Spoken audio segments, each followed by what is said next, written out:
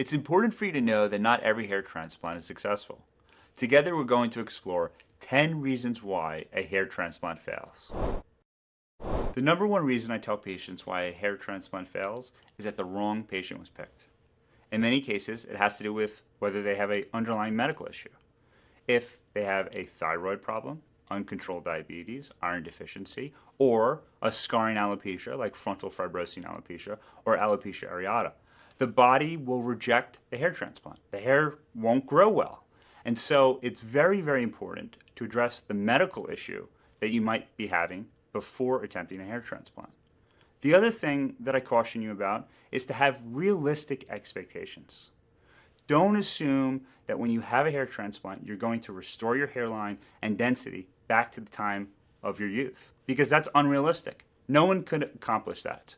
We could restore some hairline, we can restore some density, but if you manage your expectations and you come in with reasonable ideas about what you can achieve with your hair, you will leave happy. But if you come into the office and you're trying to over-accomplish what is actually even possible, you're going to leave unhappy. The next thing that's important is that you are on hair loss medication before your transplant and after. And in many cases, a lot of hair transplant surgeons fail to manage medically hair. If you don't manage hair loss, it doesn't matter if you do the hair transplant, because that transplanted hair is at risk for falling out. So at my office, we always put patients on medical therapy at least 3 months before attempting a hair transplant.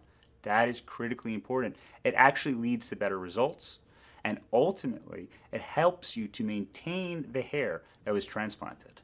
It's a big reason why I'm against patients going to Turkey, because in Turkey, they're only focused on the hair transplant. But the reality is, if you don't pair that with managing people's hair loss, it doesn't matter if you do the hair transplant. In a couple of years, that hair is going to fall out.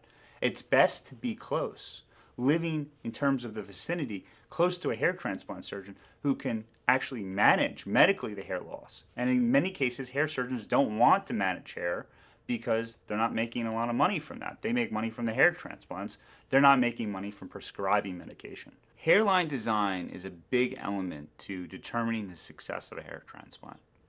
You want to have a hair transplant that looks natural. You don't want the hair to stick out incorrectly, to be pointed in the wrong direction. And that's why it's important when you go to your hair surgeon that they understand the anatomy of the hair, the flow of the hair, how to do hair design really, really, really well. If you're someone who's Caucasian, you want an irregularity to that hairline. Whereas if you're black, you want a straight hairline. If you're female, there's differences in terms of the look and feel of how the hair should flow. If you want a widow's peak. If you're having your eyebrows done, you want that hair to be super, super, super low. You don't want it to be bushy and pointing out. So this is an important step that needs to be discussed with your hair surgeon, making it really clear about what you want to achieve and making sure that they have the experience and the expertise to design a hairline that's going to look natural. The end result, actually, is that you don't look like you had a hair transplant. You want the hair to look like it was always there. That is the goal. This one is important, and that is over-harvesting. There's a limited amount of supply of hair in the back of the scalp that we can take and transplant to the front. We don't want to over-harvest, because if we over-harvest, one, you'll have no more hair for future hair transplants.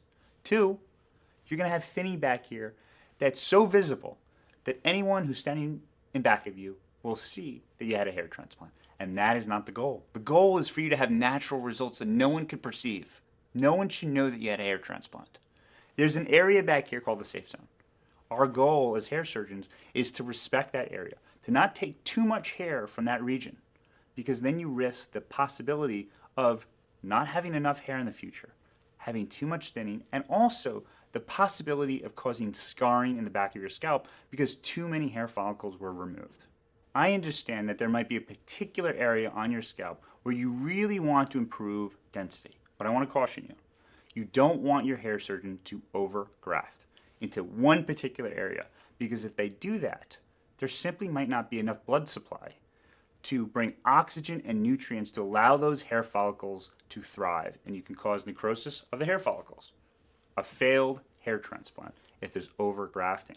Instead, your hair surgeon should disperse over a wide region those hair follicles because you want them to survive. If you want to improve density, and that was not achieved during your first hair transplant, that's why sometimes patients go for a second or a third hair transplant.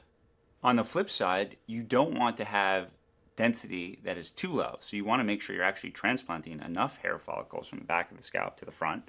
One of the reasons why you might not get a lot of grafts during your hair transplant is because they're getting a lot of transections, whether they're performing an FUT case where they're taking a strip out and it's not being cut correctly underneath the microscope, so they get a lot of hair that gets cut in half and you can't use that hair, or during the FUE case, which is a follicular unit extraction case, the punch size is too small, and again, they're causing too many transections. So again, you're just simply not going to get enough hair that's taken out from the back of the scalp that is viable, that you can actually place in the front of the scalp.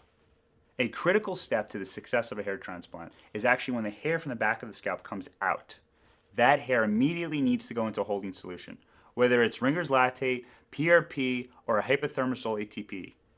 It's important those hair follicles are not sitting out because they will dry and they will not work if they're placed into the front of the scalp.